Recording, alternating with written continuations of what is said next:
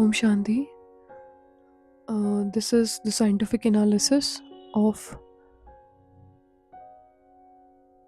Sakar Murli of 3rd June 2025, and the topic is Quantum Shift of Soul.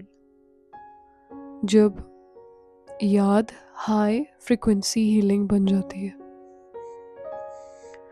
Om Shanti. आज की मुरली कोई emotional भावनात्मक प्रवचन नहीं है। यह एक गहन एनर्जी शिफ्ट प्रोटोकॉल है जहां आत्मा को पुराने कर्म बंधन से निकालकर परमात्मा के संग कर्मातीत स्थिति में स्थित रहना सिखाया जाता है। परमात्मा कह रहे हैं, अब तुम नए संबंध में जा रहे हो, इसीलिए पुराने कर्म बंधनों को भूलो और कर्मातीत बनने का पुरुषार्थ करो। अब इस बात को साइंटिफिक एंड लॉजिकल फ्रेमवर्क से समझते हैं। Let's start with the section 1, that is soul memory versus body memory. देह अभिमान versus देही अभिमानी। मानव शरीर सिर्फ एक बायोलॉजिकल मशीन है, लेकिन आत्मा वो है कॉन्शियस इंटेलिजेंस जिसके पास एक कंप्लीट वाइब्रेशनल डाटाबेस होता है, जिसे बाबा कहते हैं 84 जन्मों का पार्ट। अब दो तरीके की मेमोरी होती है, बॉडी मेमोरी जो कि देह अभिमान, ये सोल पर आधारित है, अटैचमेंट्स, इमोशंस एंड डिजायर्स उसी का हिस्सा होती है। और सोल मेमोरी देही अभिमान, ये ओरिजिनल डिवाइन संस्कार की चेतना है। जब हम बाबा की याद में रहते हैं तब हम सोल मेमोरी को एक्टिवेट करते हैं और बॉडी मेमोरी धीरे धीरे फेड होने लगती है। यही कहलाता है कार्मिक डिटॉक्स। बेसिकली हम अपने सोल कॉन्शियसनेस को इमर्ज करते हैं, उस तरह के थॉट्स क्रिएट करके, उस तरह की रियलिटी चेक खुद को देके कि असल में we are point of light, not this body. उसी वजह से हमारे ओरिजिनल संस्कार्स भी इमर्ज होने लगते हैं और हमारे डीप कार्मिक पैटर्न्स जो बने हुए हैं वो भी चेंज होने लगता है।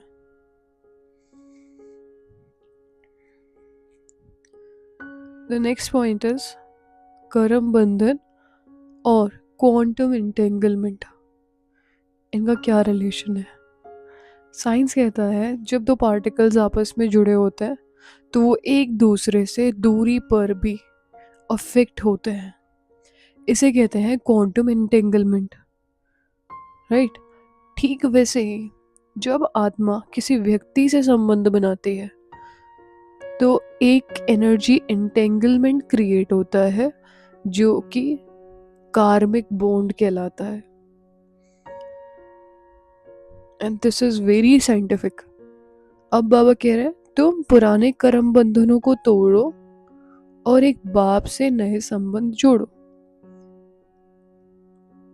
इसका अर्थ क्या हुआ? कट योर कार्मिक एंटेंगलमेंट्स, अपने कर्म बंधनों को तोड़ो। और वो होता है हम रिमेम्बरेंस से एक दूसरे से कनेक्टेड होते हैं। जैसे ये मेरा दोस्त है, ये मेरा भाई है, तो मुझे याद है एंड इसीलिए मैं उनसे जुड़ी हुई हूँ, ठीक है? और जब हम सेम चीज़ भगवान के साथ करते हैं, उनके साथ उन्हें याद करते हैं, then it creates a pure energy alignment with Supreme Soul.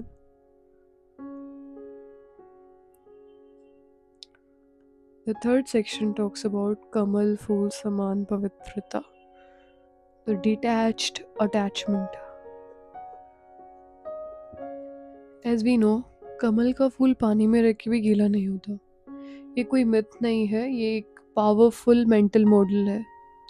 Modern psychology इसे कहती है डिटैच्ड इन्वॉल्वमेंट, जहाँ आप काम करते हैं, लोगों से इंटरेक्ट करते हैं, लेकिन आपकी इमोशनल सेंटरिंग सिर्फ एक परमात्मा से जुड़ी रहती है। And lotus is just an example. यहाँ बात हो रही है आत्मा की। बाबा इसे कहते हैं ग्रस्त व्यवहार में रहकर कमल फूल समान पवित्र बनो। नाउ अभी तक जो भी 3 सेक्शंस हमने समझे, उसके लिए सबसे ज़्यादा ज़रूरी चीज़ है वैराग्य। इस संसार से डिटैचमेंट, मतलब इस संसार में हमें मज़ा नहीं आना चाहिए।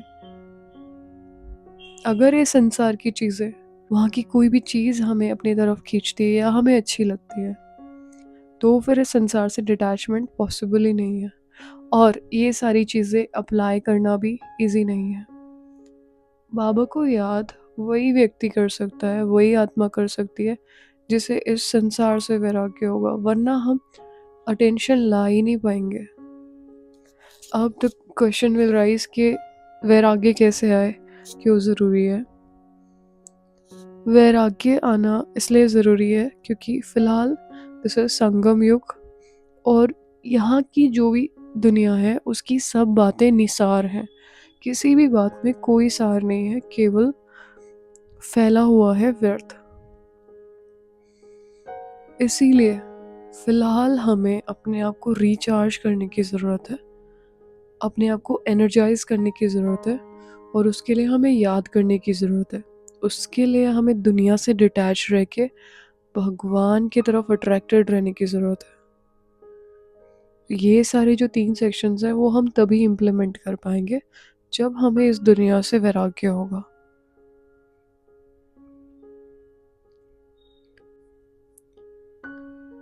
The next section is माया के तूफान, थॉट्स, डिस्ट्रैक्शंस। माया कोई भूत नहीं है, ये लोअर फ्रीक्वेंसी इंट्रूसिव थॉट्स होते हैं। जब माइंड स्कैटर होता है तो उसमें माया प्रवेश करती है। इसे मॉडर्न टर्म्स में कह सकते हैं cognitive noise, subconscious hijack, emotional triggers. बाबा कहता है माया के तूफान आएंगे, युद्ध यही है। इसका एक ही उपाय है, focused remembrance and soul awareness that creates a frequency shield. And उस फ्रीक्वेंसी शील्ड की वजह से माया के पेपर नहीं आएंगे, या पेपर तो आएंगे पर उस शील्ड की वजह से माया प्रवेश नहीं कर सकती। मतलब नेगेटिव थॉट्स नहीं आ सकते, हम हमेशा एनर्जेटिक रहेंगे, हमारे बुद्धि में हमेशा होना रहेगा कि हमें बाबा को प्रत्यक्ष करना है। हमेशा बुद्धि सेवा की तरफ चलेगी। ये सब तब होगा जब हम फोकस्ड रिमेम्बरेंस करेंगे, क्वालिटी का मेडिटेशन करेंगे। क्वांटिटी से बेटर है क्वालिटी का मेडिटेशन। और खुद की अवेयरनेस भी रखना ज़रूरी है कि मैं सोल हूँ और जो भी कर्म कर रही हूँ। जब हम बाप को याद करते हैं तो सोल के वाइब्रेशंस हाई होती हैं और लोअर फ्रिक्वेंसी पेनिट्रेट ही नहीं कर पाती। अगेन द क्वेश्चन राइजेस, याद कैसे करें। याद इज़ अ मेजर सब्जेक्ट और उसी में हम वीक है। याद को एक्चुअली इंटरेस्टिंग बनाने की ज़रूरत है, और उसके बहुत सारे तरीके होते हैं। याद का सबसे पहला आधार है हमें उससे फ़ायदा क्या होगा। याद से मेजर फ़ायदा है कि हमारी बुद्धि स्टेबल हो जाती है, और स्टेबल बुद्धि हर काम बहुत एक्यूरेटली करती है। जो काम करने में हमें 2 से ढाई घंटे लग रहे हैं, अगर हमने मेडिटेशन किया है और हमारी बुद्धि स्टेबल है, काम करने से पहले मैंने 2 मिनट भी बाबा को फोकस्ड होके याद किया है, तो वही 2.5 घंटे का काम हम बहुत कम टाइम में कर सकते हैं, क्योंकि हम बाबा की फ्रिक्वेंसी से अलाइन हो जाते हैं। एक काम हम करें और एक काम बाबा करें तो बाबा ऑब्वियसली जल्दी कर देंगे, क्योंकि उनकी बुद्धि उतनी डिवाइन है, उन्हें कोई भी काम करने में समय नहीं लगेगा। सेम फ्रिक्वेंसीज यदि हमारी होंगी तो हमारा भी उसी कर्म को करने में समय भी नहीं लगेगा, और हम ज़्यादा क्रिएटिव भी हो जाएंगे। इसीलिए जो भी वर्कहोलिक है या जॉब्स करते हैं या कुछ भी काम करते हैं या घर गृहस्थ में भी रहते हैं, क्वालिटी ऑफ मेडिटेशन ज़रूर करें। क्वांटिटी यदि ना भी कर पाए तो भी क्वालिटी का योग ज़रूर करें। 1 मिनट याद करें, बट वो याद इतनी पावरफुल होनी चाहिए जो बुद्धि कहीं पे भी ना जाए, फिक्स करके बस बाबा पे रहने चाहिए। और इसे रेंडमली करें। इससे आपका अपने आप बाबा की तरफ इंटरेस्ट इंक्रीज होता जाएगा, आत्मा ट्रांसफॉर्म होती जाएगी, एनर्जाइज होती जाएगी और माया का पेनिट्रेशन अपने आप ही बंद हो जाएगा। And now the section 5 talks about योग की शक्ति versus ज्ञान। ज्ञान is information, योग is transformation। बाबा कहते हैं काम ज्ञान से नहीं योग से होगा। कोई चीज़ की हमें इंफॉर्मेशन है लेकिन हम उसे चेंज ही नहीं कर सकते, सो उस इंफॉर्मेशन का कोई फ़ायदा ही नहीं है। और चेंज हो सकता है योग से। मुरली सुनना इस इंफॉर्मेशन को गेन करना, और योग करना मतलब चेंजेस अपने अंदर लाना। ज्ञान के बिना योग भी नहीं लग सकता, ये बात बिल्कुल सही है। बट अगर ज्ञान सुनने के बाद योग ही नहीं लगाया तो वो ज्ञान सुनने का भी कोई फ़ायदा नहीं हुआ। बाबा ने कहा ना, काम ज्ञान से नहीं योग से होगा। अब क्यों, ऐसा क्यों कहा? क्योंकि ज्ञान इन्फॉर्मेशन देता है लेकिन योग ट्रांसफॉर्मेशन करता है। जैसे मोबाइल में ऐप इंस्टॉल करना, दैट इज़ ज्ञान, लेकिन उसको अपडेट करना, उसे यूज़ करना और एक्टिवेट करना, दैट इज़ योग। अब हम मुरली डेली सुबह सुबह इंस्टॉल तो कर लेते हैं अपने अंदर, बट ना तो हम उसे यूज़ करते, ना ही उसकी चर्निंग करके उसे अपडेट करते, ना ही उसे एक्टिवेट करते। मुरली सुनी जाती है योग इम्प्रूवमेंट के लिए, कि आज किस चीज़ को लेकर के हम योग लगाएं, किस चीज़ को बाबा के सामने जाके रखें, उसमें से क्या ऐसा होमवर्क निकाले जिस पर हम अलग तरह से योग लगाएं। इसीलिए रोज़ सुबह मुरली सुनी जाती है, क्योंकि हमारे पास पूरा दिन होता है योग लगाने के लिए। और योग का सबसे पहला नियम, बैठ करके योग लगाना। ये ब्राह्मणों का योग नहीं है, ये हम तपस्या ज़रूर कर सकते हैं, लेकिन सिर्फ बैठकर योग लगाना ये हम ब्राह्मणों पर अप्लाई नहीं होता, ना ही संगम युग पर अप्लाई होता है।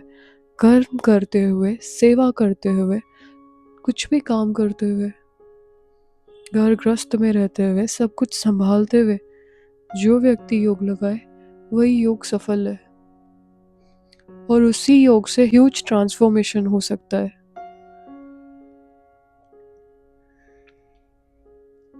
इसीलिए कोई ये तो नहीं कह सकता कि मुझे तो समय ही नहीं मिलता। यही तो यूनिक बात है राजयोग की, कि हमें बैठने की आवश्यकता है ही नहीं।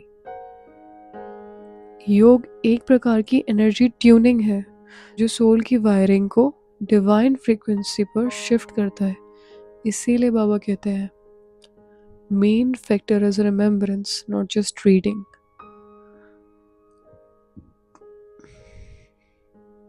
और हमारा मेजर काम ही यही है, हमें अपनी फ्रीक्वेंसी को ट्यून करना है बाबा की फ्रीक्वेंसी से। एंड ऑब्वियसली जिनकी फ्रीक्वेंसी बाबा से मैच होगी वो तो दुनिया के हर कर्म को इजीली कर सकता है। Even they will be the heroes of this world. The sixth section talks about ध्यान versus याद, the real difference। बाबा ने आज एक बहुत गहरी बात बताई कि ध्यान से भी ज्ञान अच्छा, ज्ञान से याद अच्छी। ध्यान ध्यान मतलब ध्यान में चले जाना और साक्षात्कार करना, बाबा यहाँ उस चीज़ को ध्यान कह रहे हैं। याद और ज्ञान से याद अच्छी।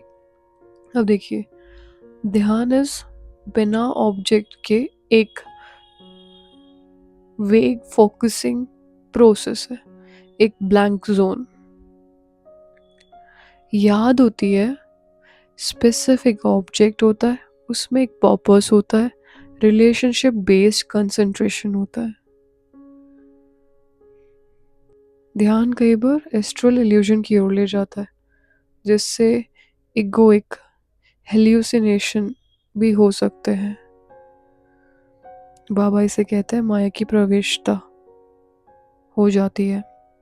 यहाँ बाबा यहाँ पे बाबा संदेशियों के ध्यान में जाने की बात कर रहे हैं। कई बच्चों को मज़ा आता है ध्यान में जाने में कि हमें साक्षात्कार हो तो मज़ा आए, बट उस साक्षात्कार का कोई फ़ायदा नहीं है। ये बाबा कहते हैं वो सब आप कुछ सेकंड्स के लिए एक्सपीरियंस ज़रूर कर सकते हो, बट उससे आपकी उन्नति नहीं होती। और this is not a work. संगम युग इज़ फॉर पुरुषार्थ ओनली, नॉट फॉर ध्यान एंड दीदार्स। एक होती है दिव्य दृष्टि और एक होती है दिव्य बुद्धि। दिव्य बुद्धि द्वारा किए गए कर्म पुरुषार्थ कहलाते हैं, और ध्यान दीदार होता है दिव्य दृष्टि की वजह से। तो दिव्य दृष्टि से ज़्यादा पावरफुल होती है दिव्य बुद्धि, क्योंकि चाबी हमारे हाथ में होती है। हम कभी भी वतन को इमेजिन कर सकते हैं, हम वहाँ जाके उसे फील कर सकते हैं, लेकिन एक बार ध्यान में गए तो फिर योग में इंटरेस्ट ही नहीं आएगा, बार बार खिंचाव होगा वहीं जाए। बाबा इसीलिए इसे माया की प्रवेशता कहते हैं। इसीलिए याद में रहना यानी clear connection with source, like a high speed fiber optic connection to Shiv Baba. Now let's talk about section 7. It is memory cleansing drill. अब एक अभ्यास करते हैं। Now let's close your eyes and सोचिए, मैं आत्मा हूँ,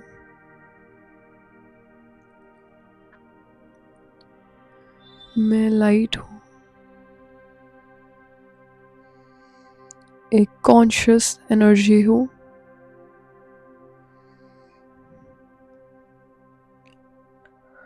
ऊपर आकाश में एक सुप्रीम लाइट को देखें, वो स्थिर है, शांत है। वो कह रहे हैं मेरा बच्चा।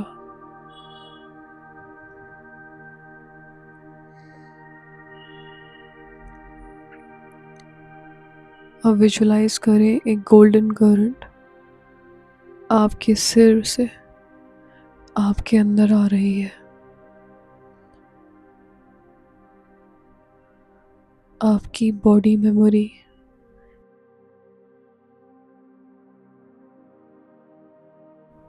पास्ट इमोशनल अटैचमेंट्स को डिसॉल्व कर रही है।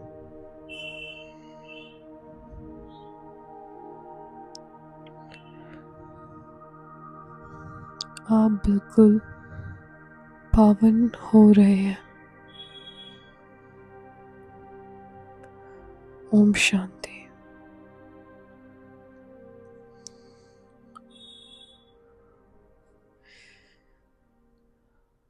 यह है सर्कुलर प्योरिफिकेशन प्रोसेस।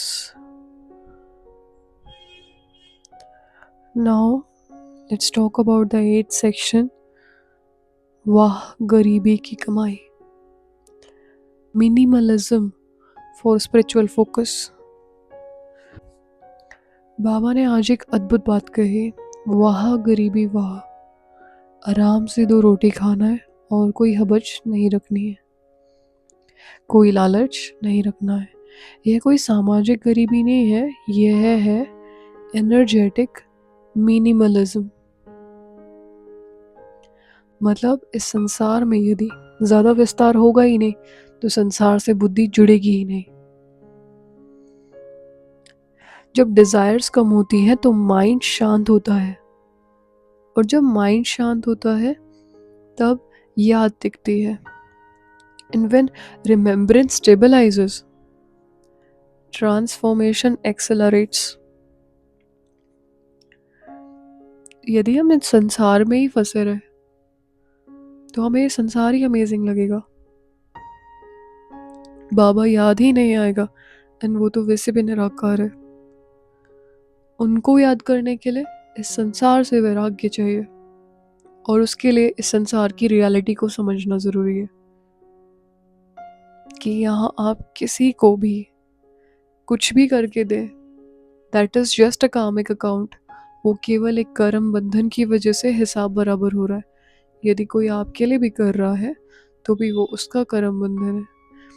अनकंडीशनली केवल बाबा हमारे लिए कुछ कर सकता है, और अनकंडीशनली ही हमें भी बाबा के लिए कुछ करना चाहिए।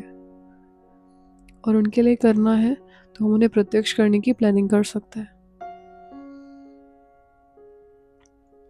रादर हम कभी कुछ भी अनकंडीशनली नहीं कर सकते, क्योंकि हमारे हर कर्म का एक फल मिलेगा ही मिलेगा। बट स्टिल बिकॉज बाबा एक ही बार संगम युग पर आते हैं, तो हम उन्हें बोल तो सकते हैं ना कि बाबा बताइए हम आपके लिए क्या कर सकते हैं। बाबा अगले दिन मुरली में ज़रूर बता देंगे।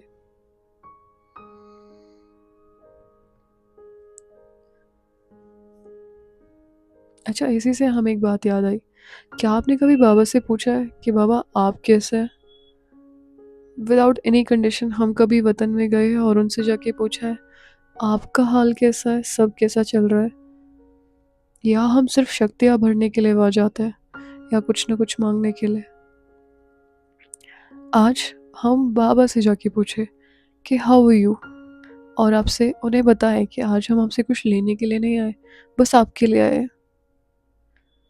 And that is an amazing feeling कि भगवान को भी लगेगा कि हमारे लिए भी कोई सोचता है, मेरा भी कोई है जो मेरे लिए सोचता है। This is just an emotional thing which you can try.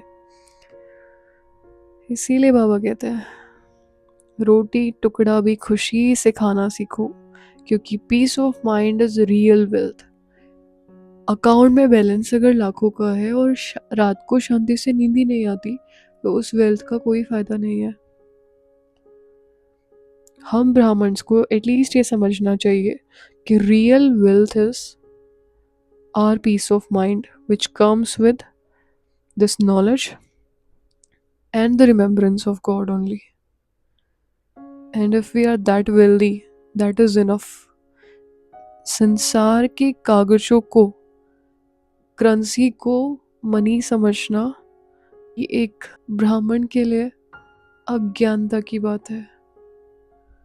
बाबा कहते हैं ज्ञान रत्न ही सच्चा धन है, और उसके साथ मिलने वाला सुकून ही सच्ची कमाई है। क्योंकि सब काम करते ही है केवल शांति के लिए, but they just forget it, और मनी कमाने के लिए हम पीछे पीछे भागते रहते हैं, और ये भूल जाते हैं कि उस पैसे को कमा के भी हमें शांति नहीं मिल रही। So the real wealth is peace of mind that comes with मुरली एंड बाबा। Now let's talk about section 9, ग्रहचारी और नाम रूप से बचाव। ग्रहचारी is misalignment of energy. नाम रूप में फंसना मतलब आइडेंटिटी ट्रैप। जब सोल किसी व्यक्ति या रोल से डीपली अटैच हो जाती है कि फला व्यक्ति बहुत अच्छा गाता है, वो अच्छा सुनाता है, उसका व्यवहार बहुत अच्छा है, उसके गुण बहुत अच्छे हैं, तो वो अपने ओरिजिनल स्टेट से नीचे गिर जाता है। इससे क्या होता है? इमोशनली डिस्टर्ब थॉट्स क्रिएट होते हैं, decreased remembrance, lost connection with Shiv Baba. संसार के किसी भी व्यक्ति के कोई भी गुणों का अच्छा लगना मतलब भगवान से कनेक्शन टूटना, और हम ये भूल जाते हैं कि वो गुण एक्चुअली उसके नहीं है, उसे भगवान से ही मिले। इसीलिए बाबा कहते हैं याद में रहो तो ग्रहचारी से बचे रहोगे।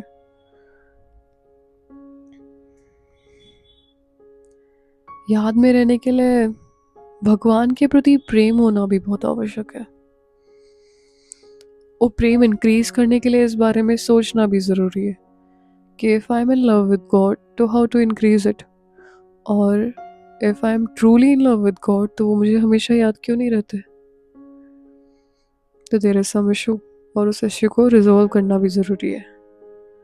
Now this is section 10, the true shift.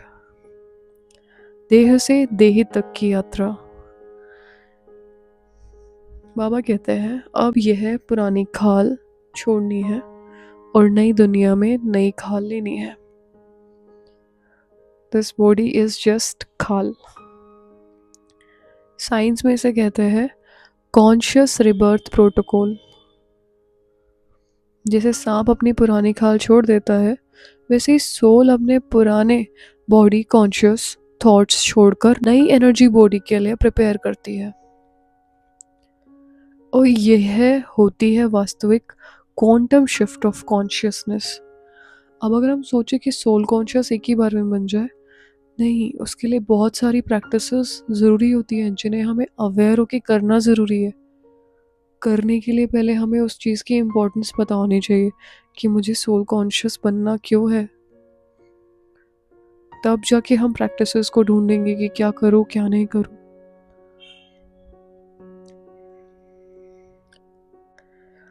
Soul consciousness से रिलेटेड एक वीडियो बनी हुई है, आप उसे देख सकते हैं अगर उससे रिलेटेड आपको प्रैक्टिसेस करनी है. मैं आई बटन में डाल दूंगी.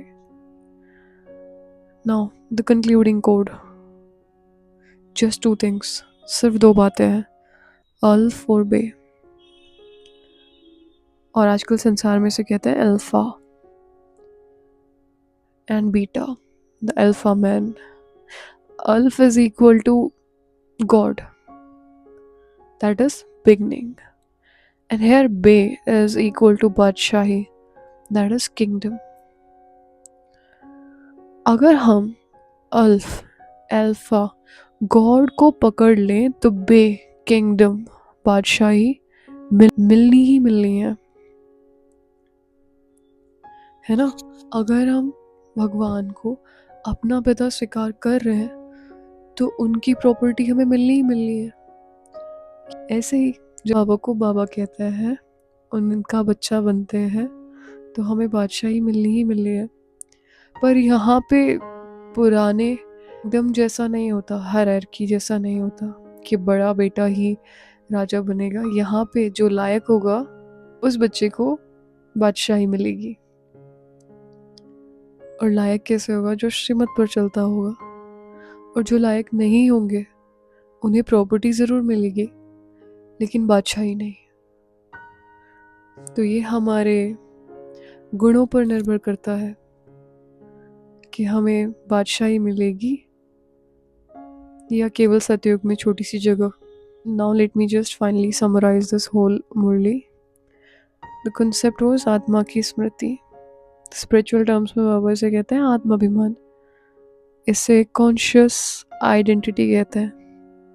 माया की तूफान इज मानसिक विकर्षण, द थॉट्स इंट्रूशंस, मेंटल हाइजैक. कमल फूल स्थिति इज न्यारी अवस्था, detached involvement.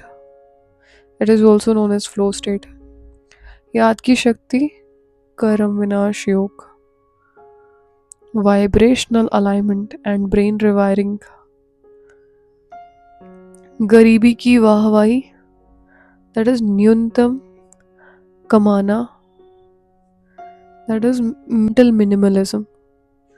और ग्रहचारी से बचना, कर्मातीत बनना, energetic immunity. So my dear soul brothers, यह मुरली एक आह्वान है अपने इंटरनल ऑपरेटिंग सिस्टम को रीप्रोग्राम करने का. बाबा हमारे डिवाइन प्रोग्रामर है. हम जितना ज़्यादा कनेक्शन बनाएंगे, जितना इस संसार से वैराग्य रखेंगे, उतना ज़्यादा ट्रांसफॉर्मेशन ऑटोमेटिक होगा. अब समय है बातों से पर्दा हटाकर प्योर कनेक्शन एक्टिवेट करने का.